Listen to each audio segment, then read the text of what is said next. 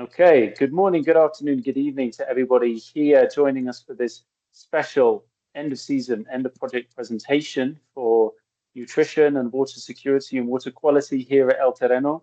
My name is Joshua. I'm the founder and director of the project over here.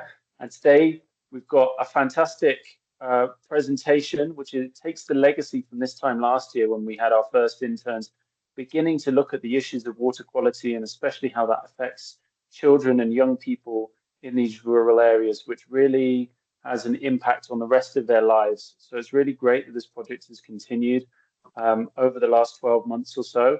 And we've been able to do some amazing new work. And Channing and Tabea have taken it one step further and brought it even more to life. So I will pass it over to them now to lead us in their presentation. Take it away, girls. Okay, thank you, Joshua. Let me share my screen.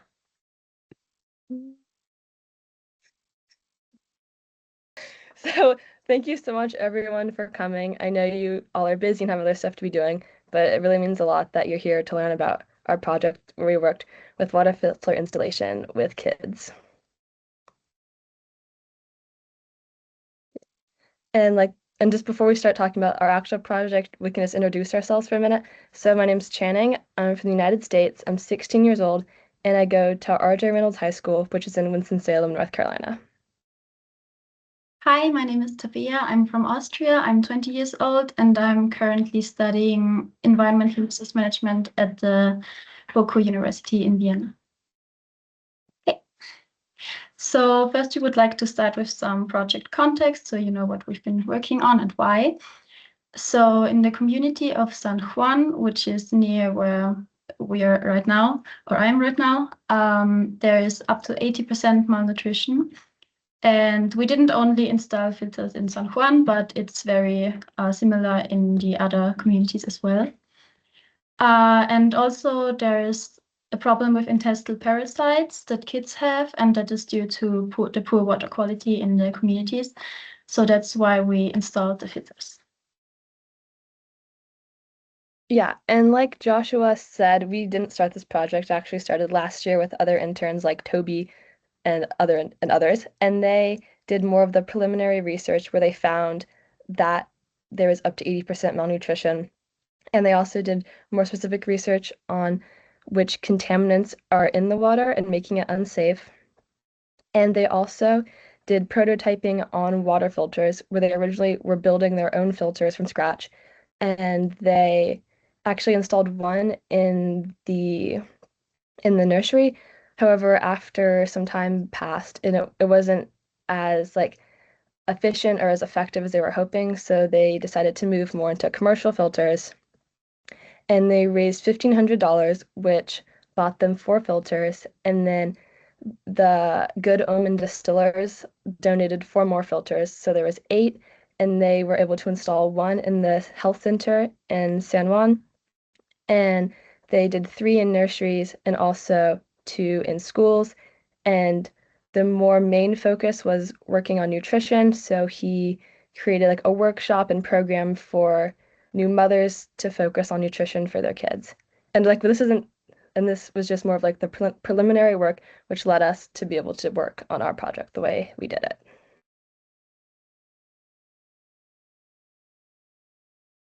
Okay, so while the majority of research was done by past interns last summer, we did a little bit of our own research where we, for the actual installations, more on a case-by-case basis, where we went to the schools and we did site visits where we decided and learned what materials we would need for the installations. Like for some of them, we needed a super long pipe or any electrical work. And we got to meet the teachers and the principals at the school. And it was really fun. It was really nice to be able to form a connection with them and learn the environment in which the filter was going to be installed. And we also got the chance to meet and play with the kids, which was really fun. And I think it was very, very important because it's your kids are more likely to listen to someone if they actually know them more on a personal level. And it also made it more fun since I knew the kids. So I did similar research in the nursery that I installed a filter in together with Naser, who is sitting next to me. And there we just checked out where the nearest water pipe is, where the nearest source of electricity is, and found out that it would be pretty easy to install. But also the teachers there told us that the nursery doesn't have running water every day. So we decided to also bring a container where they can store the water in. And what I was worrying then was that they would store the water for too long, for example, over the weekend, and that it could go bad. So I did some research on that, and the easiest and cheapest solution is to put half a teaspoon of chlorine into the water every Friday, so it stays clean during the weekend. And I did a small poster for them to hang up next to the filter so they don't forget it.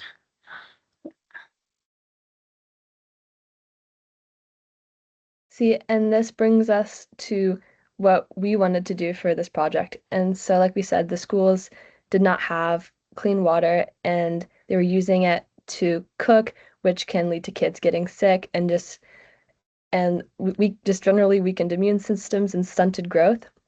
And there also isn't as much education on safe water, like on how you know water is safe. And so we wanted to not only install filters to have clean water, to have like availability to clean water, but also to understand the importance of clean water as well as washing your hands. So we worked with Andrea, who is originally from Honduras but living in Ecuador now, and she works in education with kids. And so she was amazing and was really helpful to help for us to develop activities and our workshop to make it engaging for kids, but also like very informative.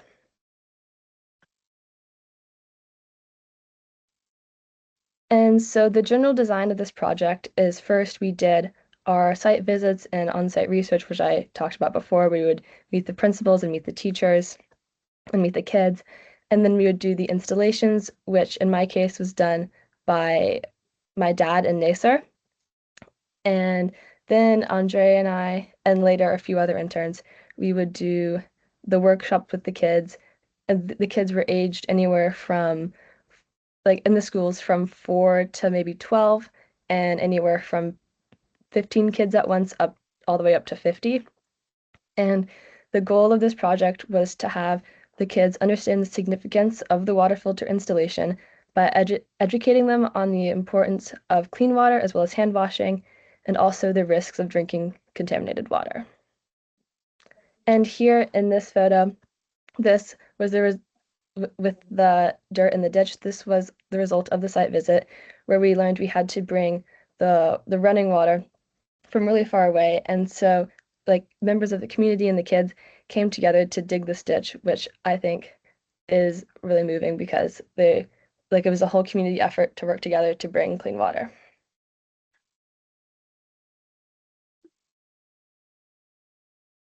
So I just quickly describe how the installations worked.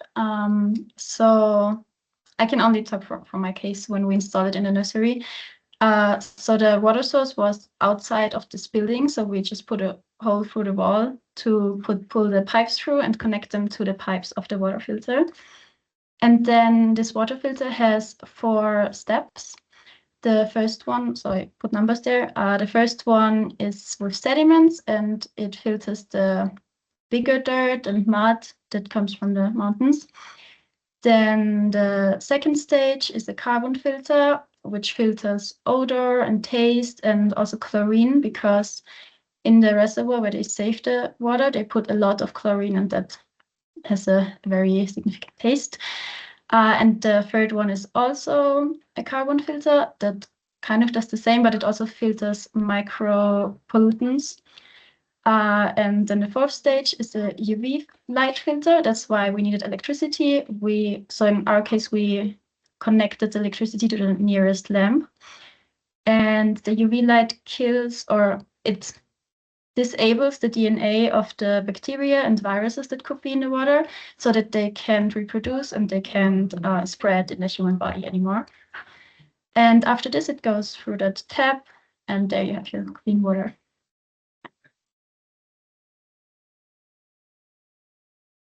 Okay, and now I'll go through what we actually did in the workshops in the school specifically.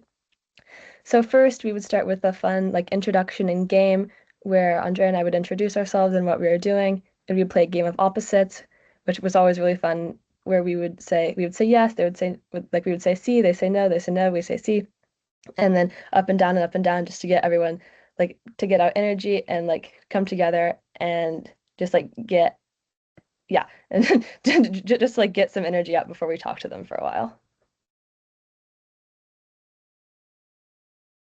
Sorry. You're good. Okay, and then after that we would ask them why water is important and what water is used for. So we talked about how you use it to cook, to wash your hands, to brush your teeth, and use it for food and for drinking, just so we could get in like the headspace of the context of what we're actually going to be talking about.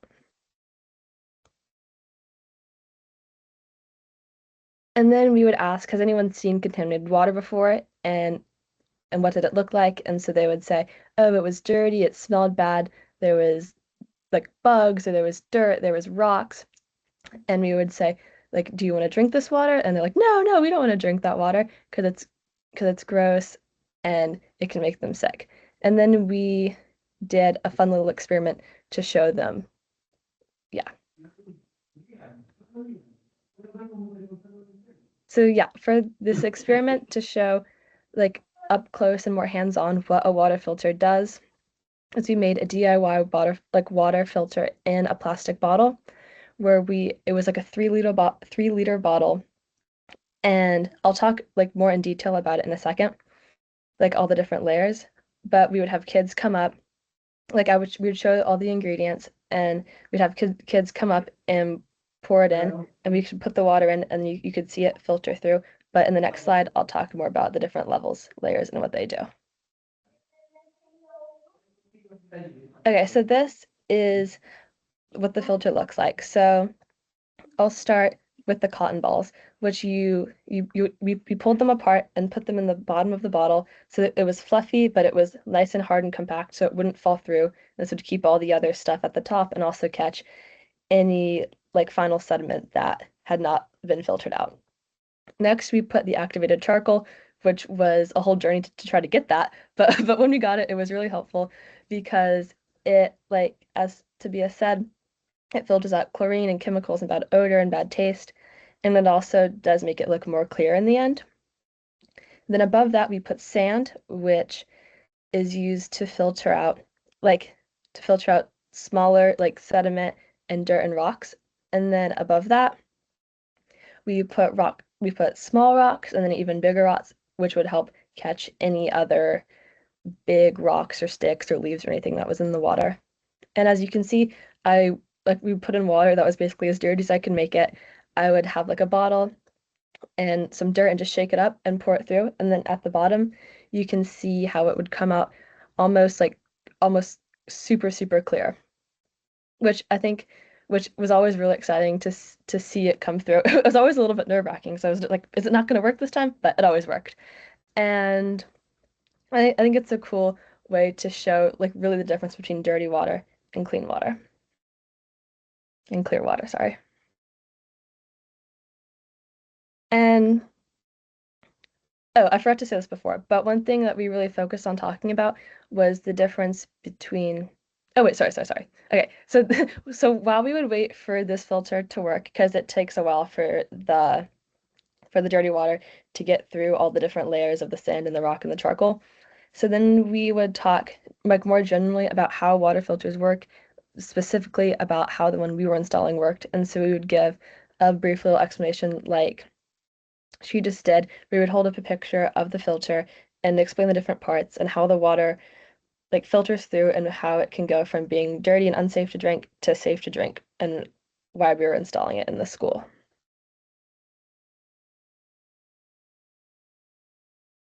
Yeah, and then we would talk about the difference between clean water versus clear water. Because at this point, the dirty water had gone through and it came out clear. And we would ask, like, is this water safe to drink? Would you want to drink this water?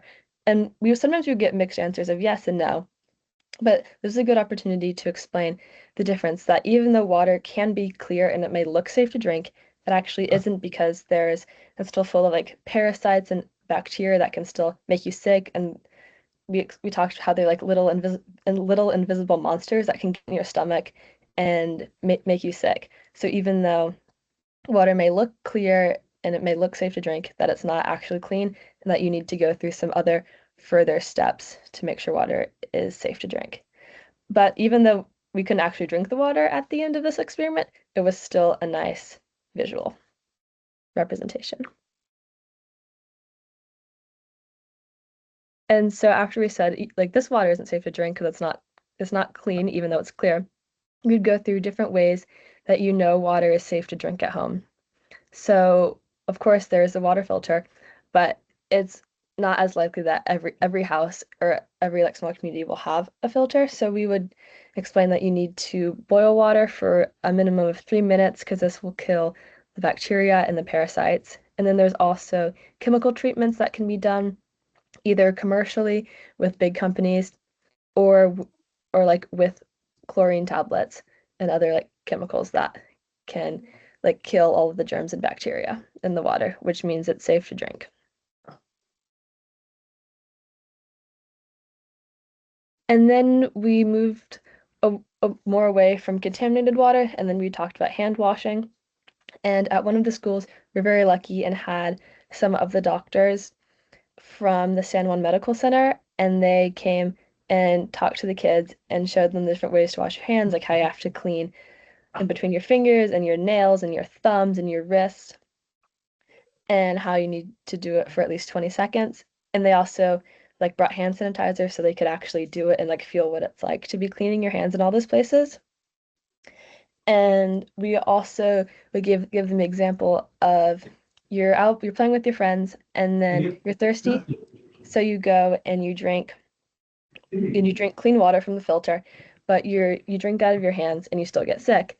And the reason that happens is because even though the water is clean and you've done everything to make sure the water is safe to drink, that your hands still have germs on it and you can still get sick. So it's super important that you wash your hands after going to the bathroom and before eating or before cooking to make sure you don't get sick, even if you are using safe water. And then this was a character that we introduced after a few workshops. The character of Super Agua Limpia, which is like the superhero that's like super clean water. And they would come in and we would have an intern dressed in a blue cape and a blue little eye mask. And they came in and would say, like, I'm Super Agua Limpia, and I like and like and they would explain that drinking water is like a superpower because it can make you strong, it can make you run fast, it can make you smart. And then we would ask like, so drinking clean water is superpower. So what is our superpower? Clean water. What is our superpower? Clean water. And then we had the kids like do poses. We had some like very motivated kids who are like flexing and posing and like Spider-Manning. And then also for one of the schools, there was a girl who wasn't able to run to play the next part of this, so we gave her the mask and the cape so she could be like Super Agua Limpia.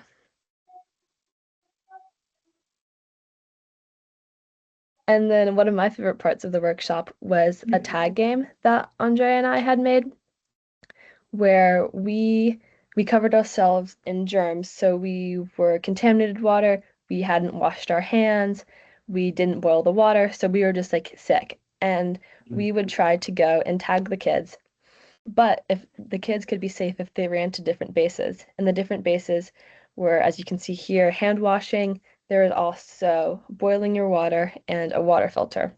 And so we'd run and try to chase after them and they'd go to the bases. But if we caught them, we would give them some of our germs and they had to go sit in the hospital, which was the soccer goal. And they had to sit there because they didn't wash their hands, they didn't drink filtered water, so they got sick and they weren't able to play anymore.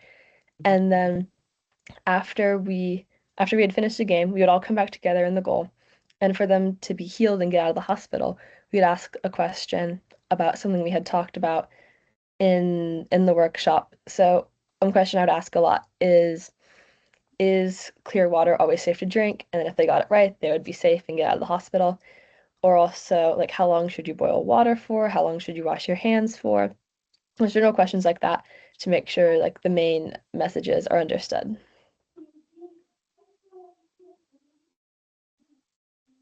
And then our final workshop we did was at the library because Andrea was helping with the summer education program there. And we had a new take on the workshop for a new activity for the kids to break up into small groups of like 2 to 4, and they would build their own filter, which is an even more hands-on way to see how the water can go from so like obviously dirty to clear. And this it was definitely a learning experience, but because we did it outside and it was super windy, everything was blowing over, there's just a lot of kids. But we decided that in like a more controlled, or not like controlled, but like in a more like smaller environment, this is a really fun experiment to do because the kids really had fun, especially the ones who got it to work. Like those 2 boys in that photo, they were so proud of how well their filter worked because the water came out so clear, and they were showing us, and it was cool to see them get so excited about the water being clear. And we just learned that we need to do it in more of an inside environment because we did it outside and it was super loud and the instructions were hard to like make sure it was heard. And so some of the stuff was falling through. But in the future, we definitely want to continue doing the small group work.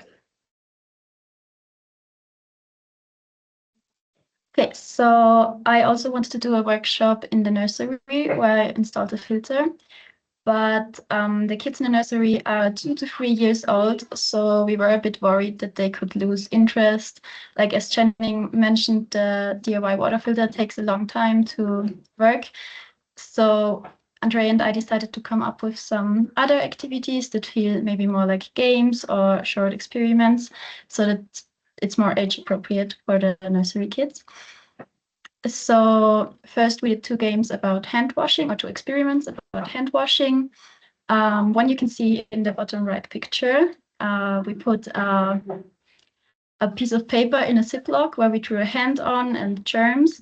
And then I traced the hand on the Ziploc again. And then if you put it in a bucket of water and look at it from above, there's this effect that the germs go away, or like the content of the paper, you can see it anymore. You only can see what's drawn on the Ziploc.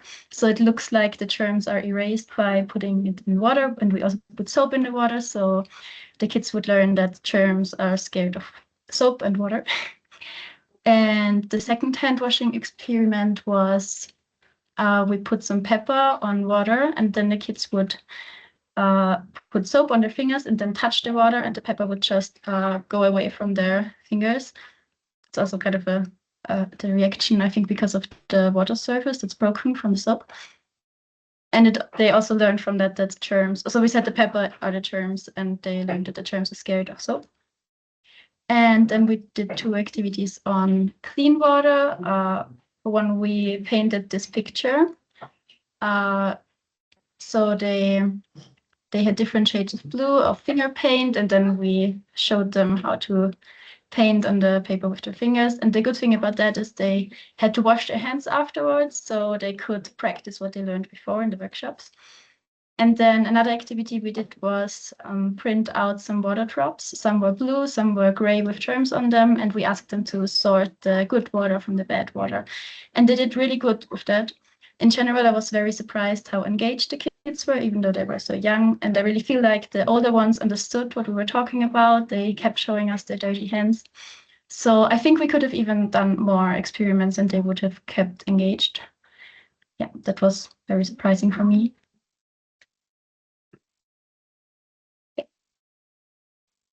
Okay, Oh, it's and missing so that text, right? sorry. Oh wait, yeah.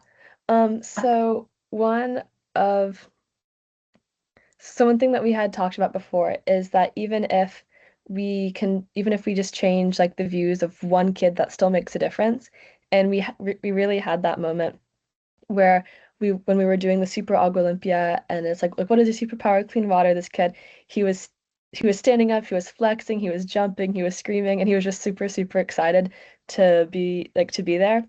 And we also had him help us build the filter. This is before we had each kid come up. We went through a lot of stages of development doing this, but he he came up and did that, and he was just super engaged and super excited.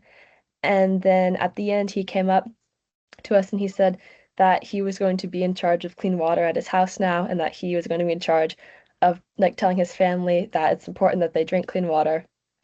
And yeah, it was just like a really cool moment to know that that kid actually really did learn a lot, and that he would hopefully be able to maybe change how his family was acting, or if they were already doing it, to like encourage them to keep drinking clean water.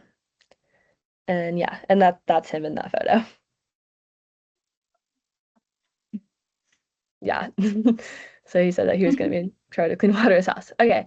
And so in the end, we installed 4 filters in schools, in the schools of Bramadero Chico, Rodrigo Pamba, Montecoto, and Monte Cruz. And we worked with over 200 kids in those schools. And overall, we did 7 workshops. And Nesa and I installed 1 filter in the nursery of Monte Cruz, which has around 30 kids, and we did 1 workshop. Oh, so now let's talk about the next steps that future interns could look into. One thing is the sustainability of the filters, because one of these filters lasts for about 1 year. So just the inside of the filter. And the filter came with one thing to change. So they can use that one thing, and then they would have to buy new filters. And El Terreno can't come up for all of those new filters, so they would have to do it themselves. But right now you can only order those filters from the US, I think. So it would be great to find maybe a provider in Buranda or Gunufu, which are the closest cities. I tried looking into that, but I didn't really find something. So maybe it could be something for a future intern. Yeah. And then another future intern project that we had maybe talked about was at one of the schools where we installed the filter. The sink was actually in one of the classrooms, and like while it's amazing that we were able to install it there, it still is not like as effective as it probably could be, because to be able to get the clean water, you have to go through a classroom.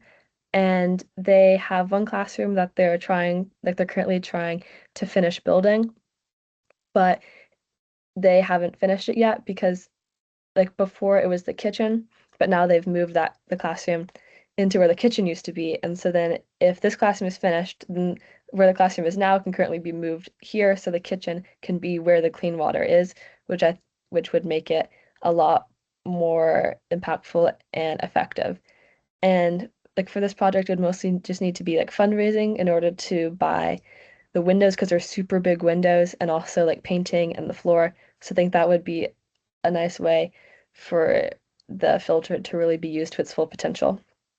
And then also along the same lines is just like fundraising to just continue getting more filters and new locations and new schools to keep installing.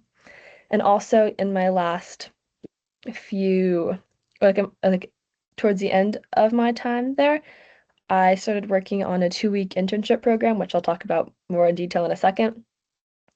Yeah, so I have it broken down. No, you're good. So I have it broken down, and this is the first week, and this, like, the goal of this would be to have people who don't have as much time, like they don't have 4 weeks or 8 weeks or 6 weeks or whatever, to be able to come and develop the project, but want, they still want to do something, or like, yeah.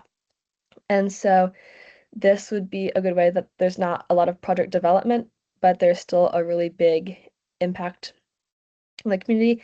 And so I won't like bore you too much with all the details of this, but like generally, like this is broken to AM and PM. So like the first day is set of just like the orientation and tours and like our cleaning and one-to-ones that we always do on Mondays. And so then on the Tuesday, they would do their first 2 site visits and get all the measurements and any materials that they need, and also like meet the kids and play with the kids. And then they would in the afternoon learn more about the workshops from a bunch of like resources and documents that I was working on to help explain like this like a script for what to say during the workshop and just like the general goals and objectives and how to build the filter and like all of the details for how the workshop runs. And they would also meet the educator who, in my case, and hopefully in the future, was Andrea. But as this develops, it's uncertain. And then on Wednesday and Thursday morning, they would do the first and second installations. And on Wednesday afternoon, they would do a practice workshop with maybe some like more local kids and also the other interns because we did that and it was like very effective and it helped us like really get into the rhythm for how we were going to do it. So we actually did it. We were all ready. We didn't have to like work out any problems or anything. And then the Thursday afternoon, it's time to like get all the workshop materials ready and then any extra practice if they need it. And then Friday morning is to finish the any installations if they weren't able to finish them those days and then leave for the weekend on Friday. And then in the second week, like that Monday is set in the same way. And then so they would do depending on the locations of where the installations are taking place, it is like maybe they would do 2 in a school or 3 in a school, just depends how many kids. Because I think because we learned that once you get to a certain number, it's harder to make it as engaging. And yeah. And so then those 3 days would be the workshops and then just getting ready for the next day.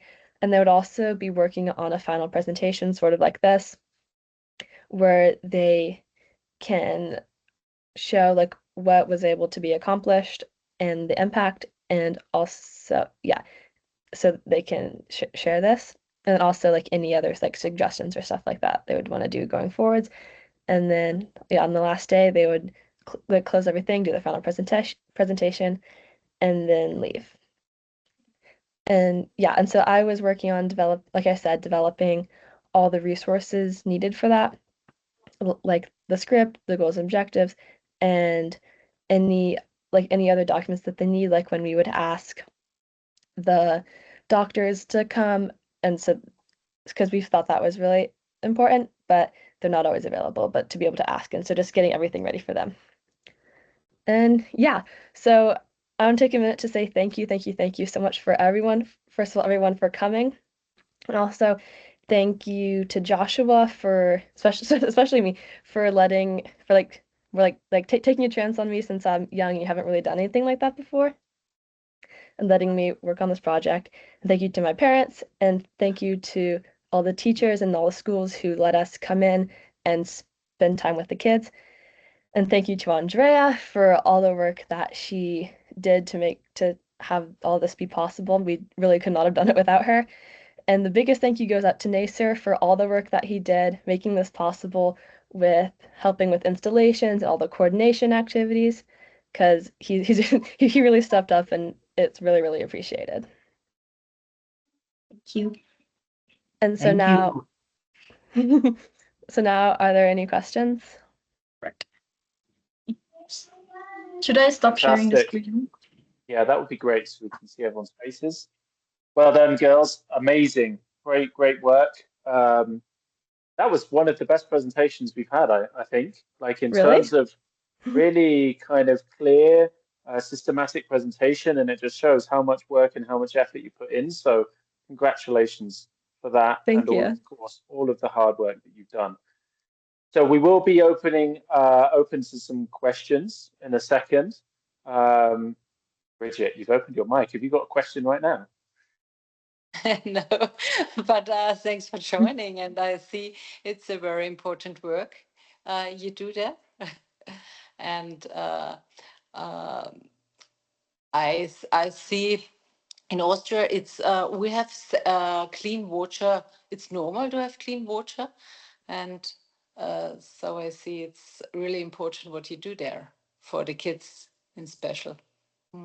Thank you for the presentation. Nice. And maybe off that the question, can you guys explain a little bit about why the water is so contaminated? Yeah, so it is, I think, a combination of things from when I was looking more like back at the research of Toby and the other interns. I think they found that it was like generally dirty and also just like bacteria and parasites and also I think some metals. I might be wrong. I might have misunderstood what they were talking about, but I think also like that too, which makes it dirty. I don't know if Tabea has any other more I detailed think stuff. just metals you're talking about could come from fertilizers that farmers use, or like Mhm. very toxic chemicals in general come from fertilizers that can go into the water when they use them. And I've seen a lot of farmers use fertilizers here. So, and yeah, the water comes straight from the mountains and passes through muddy bits.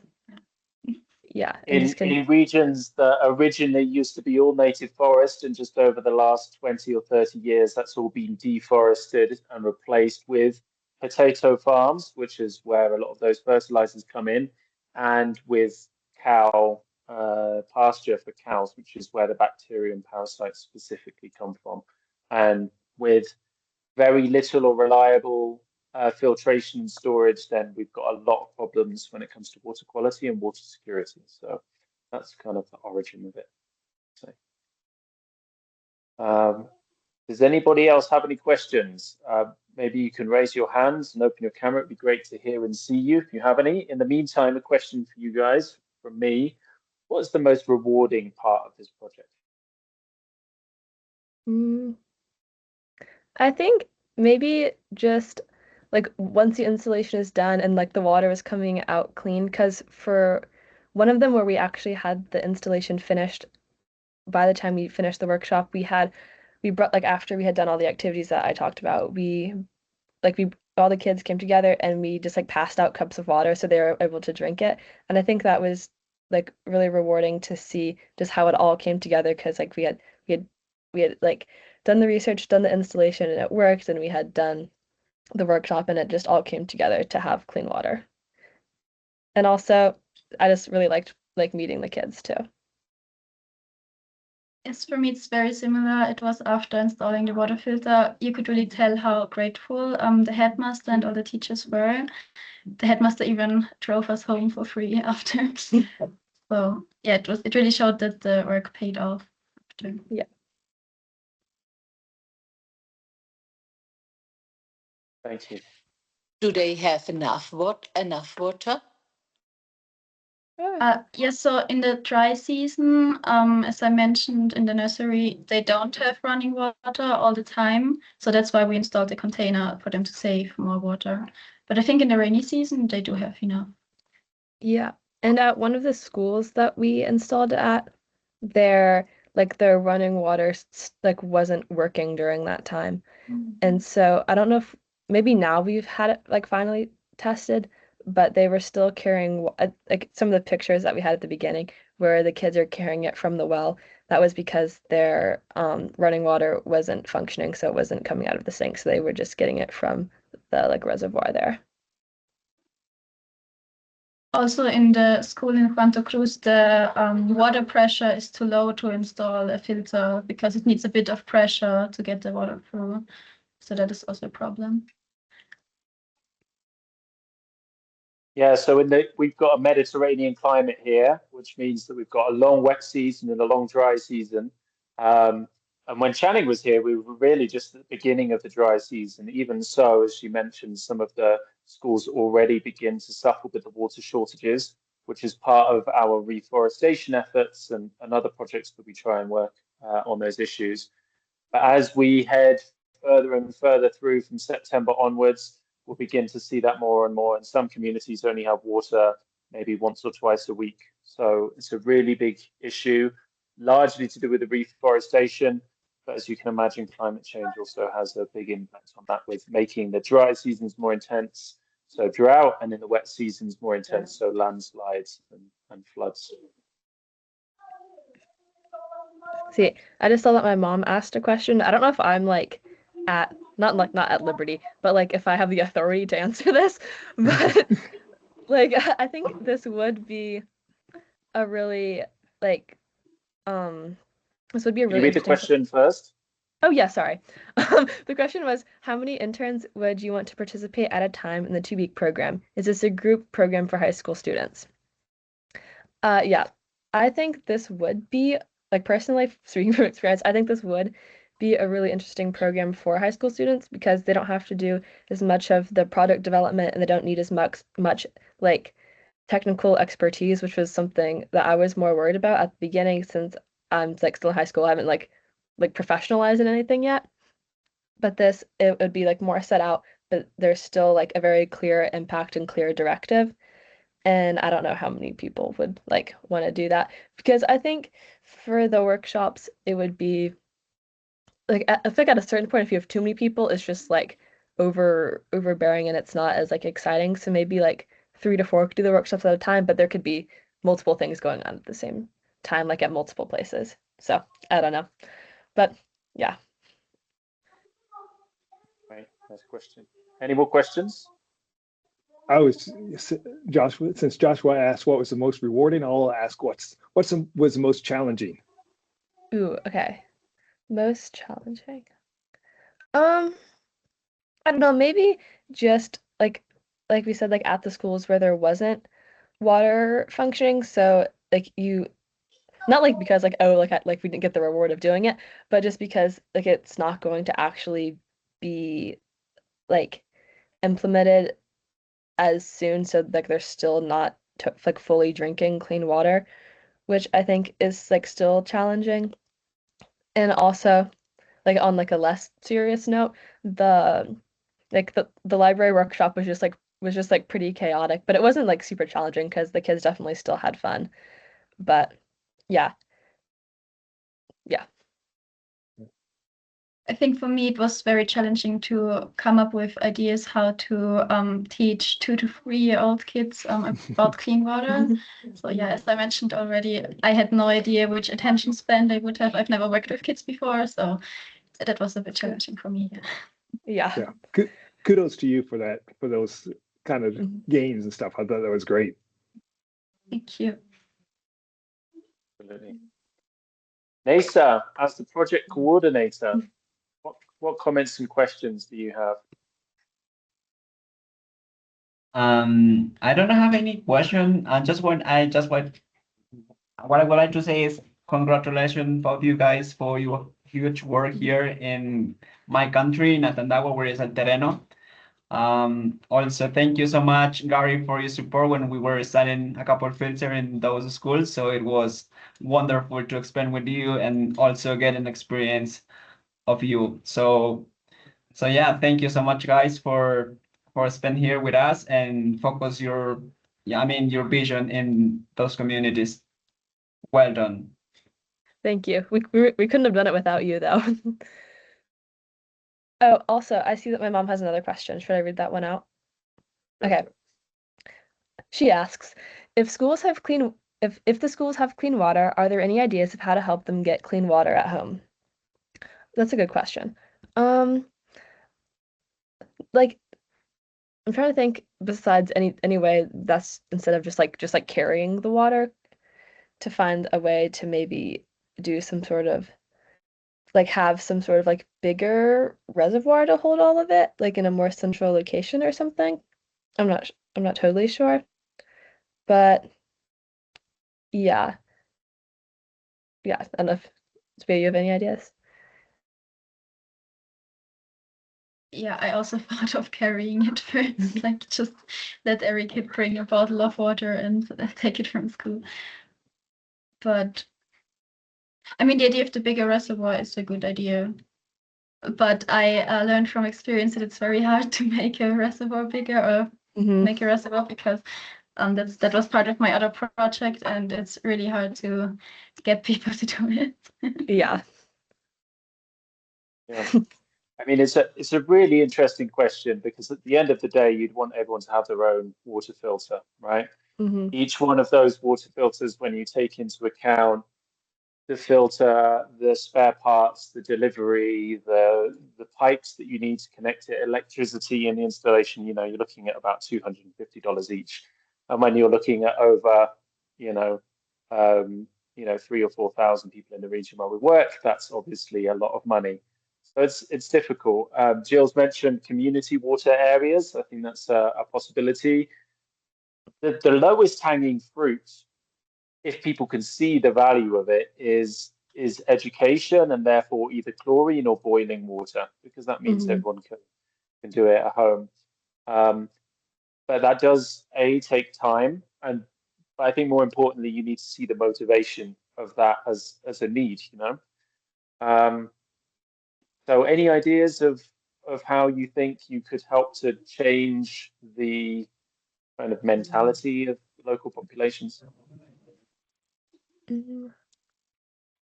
So I made this poster for the nursery to put next to the water filter, where I also explained what it filters. Also with the thought of maybe parents coming to the nursery, seeing it, asking about it. Maybe if we put more of these in schools, maybe invite parents and do workshops with them, even maybe. Yeah, just like have it like on a bigger scale. At one of the workshops we did, it was the same day as like the graduation from the school. And so there were definitely like lots of parents there. So maybe, yeah, like you said, including parents more. And also, I think like going along the same ideas with what you said, there was a few other interns who I know did like a mural about clean water in one of the nurseries. So maybe like some sort of more like community arts project or something that would like just yeah, like more promote like clean water and stuff like that. And if we were to take maybe a step back, but kind of in the same area, if we talk about what are the next steps of this project? You guys have, I think now we've installed in all of the schools and nurseries in the region that we usually support. If you were to think about what do you think the biggest impact next steps would be, would you suggest installing filters in other regions? Would you focus on the educational side of things? Would you look to try and have people have filters at home, or make sure that that happens at home, or something else? What do you think would have the biggest impact, and how would you measure that success? See, it's a good question. I think I just lost my train of thought. I think that maybe like some sort of combination of like continuing the education as well as like more community awareness like as a whole to work like maybe like more like I don't know. I'm like conflicted because I feel like obviously it's like better that like everyone has clean water instead of focusing on a certain area, but then also if like there's just like a ton of motivation in a certain area to like everyone like knows the like the benefits of clean water and the risks of contaminated water to like just like combine like education and general um yeah and like more general knowledge. But I don't know how you would measure knowledge. That seems kind of that's like more arbitrary to do that. But I don't know, maybe like having bigger workshops or some or like not necessarily like workshops, but just having a bunch of people come together and just like measuring how many people like come to events, maybe having like multiple events and like have like more of a progression of what you talk about to see how many people come and are interested in doing something like that. I'm not sure. I also think if one area is very known maybe for having clean water, then other areas hear of that and might be motivated to ask themselves, how can I get clean water like San Juan or something like that. Yep, that's a good point. Leveraging jealousy. I like that. Okay, so I think we're nearly wrapping our time up here. Any last opportunity for any final comments or questions?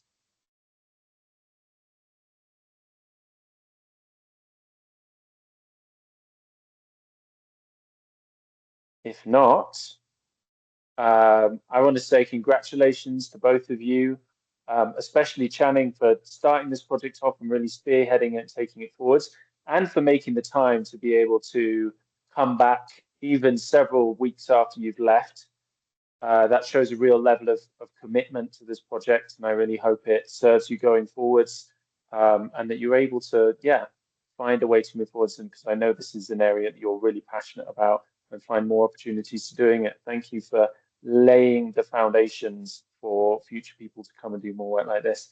And Tabea, you've got your other presentation, because this is just part of your internship. You've also been looking at the irrigation mapping and situation here in the community. So looking forward to that presentation as well, which is taking place on Thursday morning. So just together, accumulatively, this is, for me and the organization, a really great outcome and result of us, probably about 14 months after having started this project, now have water filters in all of the health centres, nurseries, and schools of which we serve, which is an absolutely fantastic outcome. And you guys have been instrumental in that. So thank you so much on behalf of all the communities here. And thank you everybody else for joining for this final presentation. If you're reaching back to this, watching the recording, would like to find out more, you can find out more at our website, elterrenoecuador.com. It was great having all of you here and all of the support. And of course, Gary and Jill also being here and supporting with the installations and supporting with your daughter and making sure that she has an amazing experience. And the same as well to Hello and Bridget as well for supporting your daughter in the same way. Inspiring young women we have here running this project. We'll call that a day then. Thanks everybody for joining. Wishing all the best, and until next time. Thank you so much. Thank you. Thank you.